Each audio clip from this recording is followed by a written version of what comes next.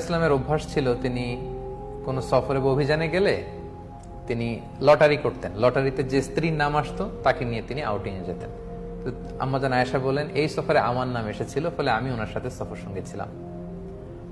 এবং ওনার জন্য একটা স্পেশাল উট ছিল, উটের হাওদাজ, মানে আমাদের দেশের পালকির মতো, এটার ভেতরে তিনি বসতেন এবং পর্দা নামিয়ে দেয়া হতো, কারণ সূরা নূর, সূরা আহজাবের পরে নাজিল হয়েছে, অর্থাৎ ইতিমধ্যে পর্দার বিধান ফরজ হয়েছে। ফলে আম্মাজান আয়েশা রাদিয়াল্লাহু তাআলা আনহা যে পালকি বা হাওদাজে বসতেন, দুই দিকে পর্দা নামানো ছিল।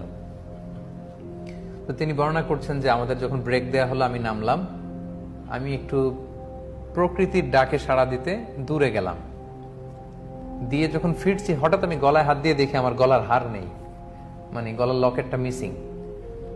তো আমি আমার গলার হার খুঁজতে খুঁজতে আবার যেখানে গিয়েছিলাম প্রাকৃতিক ডাকে সাড়া দিতে, ওখানে গেলাম। খুঁজতে খুঁজতে খুঁজতে খুঁজতে আলহামদুলিল্লাহ আমি পেলাম।